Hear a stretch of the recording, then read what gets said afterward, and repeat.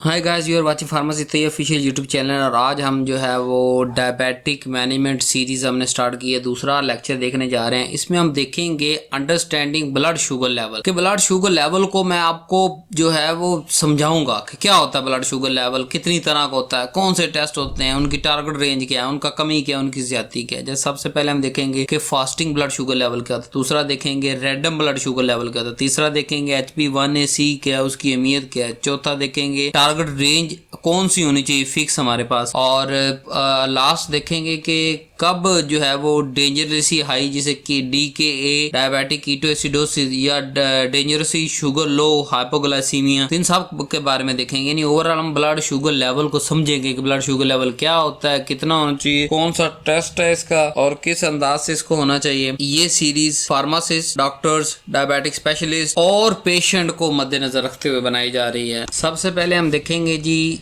Fasting blood sugar या sugar test before breakfast. तो ये फास्टिंग ब्लड शुगर क्या होता है, कैसे चेक करना है, डायग्नोज करके दे सकता है, इसकी जरूरत क्या है। फास्टिंग ब्लड शुगर वो टेस्ट है जो आपको 8 से 10 घंटे के फास्ट यानी खाना खाए बगैर 8 से 10 घंटे गुजर चुके हों के बाद करवा सकते हैं। यूजली ब्रेकफास्ट से पहले, यानी सारी रात खा के सो जाना, सुबह उठ के कोई चीज, दूध, जूस, मक्खन, कोई ताकत वाली चीज, सिर्फ पानी पी सकते हैं। पानी पीने के अलावा कोई और चाय वगैरह कुछ नहीं पीनी, खाली पेट जाके ये करवाना है। इसको कहते हैं फास्टिंग ब्लड शुगर लेवल। क्यों हम करवाते हैं जी? क्योंकि इस टाइम पे बॉडी का असल शुगर कंट्रोल सामने आता है, यानी बिना फूड के इंटरफेरेंस के। नॉर्मल रेंजेस क्या है फास्टिंग ब्लड शुगर की? 70 से 99 मिलीग्राम पर डेसीलीटर है तो ये नॉर्मल है। 100 से 125 मिलीग्राम पर डेसीलीटर है तो ये प्री डायबिटिक है, यानी कि पेशेंट हो सकता है कि उसको शुगर होना शुरू हो गई हो। 126 मिलीग्राम पर डेसीलीटर से ज्यादा आए तो डायबिटिक कंफर्म है। तो आप इसको 2 या 3 दफा करवा सकते हैं, मतलब आज करवाएं, 3-4 दिन ठहर के फिर करवाएं। अगर फिर आपको 126 मिलीग्राम पर डेसीलीटर से ज्यादा आ रहा है तो आपको शुगर है। अगर फास्टिंग ब्लड शुगर हाई आए तो इसका मतलब है बॉडी इंसुलिन को सही से यूज नहीं कर रही, यानी इंसुलिन रेजिस्टेंस है या डायबिटिक है, डायबिटीज है। हाई फास्टिंग ब्लड शुगर की कॉमन वजूहात क्या हो सकती हैं? नंबर 1, नाइट, रात के अंदर हैवी मील लेना, परेशानी, पुअर स्लीप, इंसुलिन रेजिस्टेंस, या आपको शुगर है। डायबिटीज भी एक रीजन हो सकती है। फास्टिंग ब्लड शुगर लेवल के सबसे अच्छा टाइम सुबह उठते ही है, बिना चाय, बिना बिस्किट और बिना पानी के टेस्ट करवाना चाहिए। और अगर आपका fasting blood sugar level high आ रहा है तो डिले मत करें, डॉक्टर या फार्मासिस्ट से एडवाइस जरूर लें। तो ये हमारे पास था जी फास्टिंग ब्लड शुगर लेवल। आगे चलते हैं हम। रैंडम ब्लड शुगर लेवल क्या होता है जी? रैंडम ब्लड शुगर लेवल किसी भी टाइम, किसी भी स्टेट में हो सकता है, चाहे आपने अभी खाना खाया हो या नहीं खाया। ये टेस्ट बताता है कि आपके ब्लड शुगर इस वक्त में कितना हाई या कितना लो है, यानी इंस्टेंट रीडिंग आती है। अब इसकी नॉर्मल वैल्यू क्या होती है जी? 140 मिलीग्राम पर डेसीलीटर से कम हो अगर तो नॉर्मल है। 140 से 199 मिलीलीटर पर डेसीलीटर हो तो ये बॉर्डर लाइन पे, यानी प्री डायबिटिक हो सकते हैं।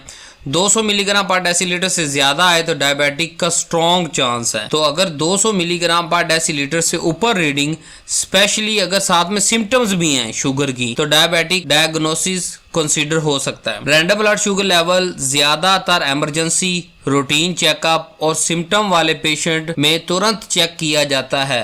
कि मतलब वो कह रहा है कि मुझे रात में पेशाब आ रहा है, जो है वो मुझे उल्टी, वोमिटिंग, जो यानी कि हाई शुगर लेवल की उसमें अलामतें हो या लो शुगर लेवल की अलामतें हो, उसके अंदर हम रैंडम चेक करके फिर उसको मेडिसिन लिख देते हैं। तो शुगर चेक करने का बेस्ट तरीका क्या है कि आप ग्लूकोमीटर की फ्रेश स्ट्रिप लें और फिंगर प्रिक करने वो भी क्लीन आप लें। अगर आपका रैंडम ब्लड शुगर लेवल बढ़ रहा है तो फिर आप क्या करें, आप अपना फास्टिंग ब्लड शुगर लेवल और HbA1c ये टेस्ट भी जरूर करवाएं। अब हम ये नेक्स्ट बढ़ते हैं कि HbA1c क्या होता है और उसकी क्या जरूरत है, क्या अहमियत है। HbA1c के टेस्ट वो टेस्ट है जो आपके लास्ट 3 महीनों की एवरेज शुगर बताता है। जब हम नॉर्मल शुगर चेक करते हैं वो सिर्फ उस वक्त के लेवल होता है, यानी हमने अगर फास्टिंग चेक किया तो वो आज की फास्टिंग का था, अगर हमने नॉर्मल रैंडम चेक किया तो उस वक्त की रैंडम का था। लेकिन HB1AC ये पिछले 3 महीने की रिकॉर्डिंग बताता है कि पिछले 3 महीने में मुसलसल आपकी शुगर बढ़ी रही है, कम रही है या कंट्रोल रही है। लेकिन HB1AC ये आपकी पूरी 90 दिन की शुगर कंट्रोल की स्टोरी बता देता है।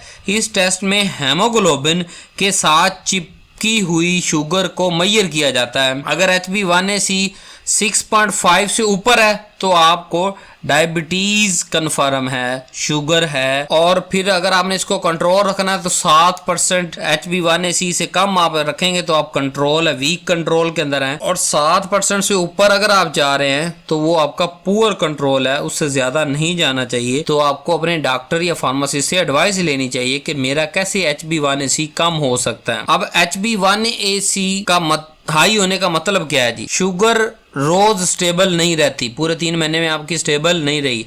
आपकी लाइफस्टाइल और मेडिकेशन है उसको एडजस्ट करने की जरूरत है। कॉम्प्लिकेशन के रिस्क बढ़ रहा है, सो आप सिर्फ ग्लूकोमीटर पे रिलाय मत करें। आप हर 3 महीने के बाद अपनी HB1AC की टेस्ट जरूर करवाएं। सो तीनों टेस्ट बड़े जरूरी हैं। हफ्ते में 2 से 3 दफा फास्टिंग, घर के अंदर ग्लूकोमीटर होना चाहिए, आप कर लें। और उसके बाद रैंडम शुगर लेवल के, कभी मतलब खाना खाया 2 घंटे होगा, कभी 4, कभी 6, कभी 10, कभी 12, आप रैंडम ब्लड शुगर से अपना चेक करवाएं। और 3 महीने के बाद आपने जो है ये HB1AC लैब के अंदर जाके चेक करवाना है कि पिछले 3 महीने का रिकॉर्ड क्या है। फिर 3 महीने के बाद फिर करवाएं, फिर 3 महीने के बाद फिर करवाएं, फिर 3 महीने का फिर करवाएं। 4 रिपोर्टें आपको पूरे साल की देंगी कि पिछला पूरा साल आपका शुगर कंट्रोल रहा है, बढ़ा रहा है, ज्यादा रहा है, कम रहा है। तो ये टेस्ट बढ़ाने का मकसद आपको ये था कि आपको पता हो कि मुझे क्या करना चाहिए। नेक्स्ट हमारा आज के जो सवाल था कि शुगर बहुत ज्यादा बढ़ जाए तब भी नुकसानदेह है, शुगर बहुत ज्यादा कम रहे तब भी नुकसानदेह। तो हमारे पास कौन सी रेंज कौन सी हैं जहां पे हमें पता चले हमारी कंट्रोल रहेगी? नंबर 1, फास्टिंग ब्लड शुगर आपने याद रखना है कि सुबह उठ के खाली पेट अगर आप कर रहे हैं तो 80 से 130 मिलीग्राम पर डेसीलीटर आ रहा है तो आप टारगेट के अंदर है, सेफ है, ओके है। पोस्ट मील भी खाना खाने के 2 घंटे के बाद 180 मिलीग्राम से कम आ रहा है तो आपका शुगर कंट्रोल है। रैंडम ब्लड शुगर आपने करवाया तो वो 200 मिलीग्राम पर डेसीलीटर से कम है तो गुड है। HB1AC जो आप 3 महीनों के बाद करवाते हैं उसका अगर 7% से कम है, या आपकी सेहत कमज़ोर है या बहुत ज़्यादा मोटे हैं, मोटापा है आपका, थोड़ी बहुत आपका वेरिएशन आ सकती है, लेकिन एवरेज 7% से अगर HB1AC आपका जो है वो रिजल्ट 7% से कम आ रहा है तो आपकी शुगर कंट्रोल में है। फास्टिंग 80 से 130, खाने के 2 घंटे बाद 180 से कम और रैंडम 200 से कम और HB1AC 70% से कम। अगर आप ये नंबर फॉलो करेंगी, इन रेंजेस के अंदर आपकी शुगर रहेगी तो आपकी आईज, किडनी और नर्व सेव रहेंगे। आपको बताया ना शुगर 3 जगह पे अटैक करती है, आपकी आंखों पे, आपके गुर्दों पे, आपके नर्व्स पे। तो हाइपो या हाइपरग्लाइसीमिया दोनों के रिस्क कम हो जाते हैं और लॉन्ग टर्म कॉम्प्लिकेशन स्लो हो जाती हैं। आपके अंदर मजीद कोई बीमारी शुगर की वजह से नहीं आएगी। नेक्स्ट हमारा टॉपिक था कि जी बहुत ज़्यादा बढ़ जाना, जिसे हम DKA यानी डायबिटिक कीटो एसिडोसिस कहते हैं, और बहुत ज़्यादा शुगर का कम हो जाना hypoglycaemia, low blood sugar level हम कहते हैं।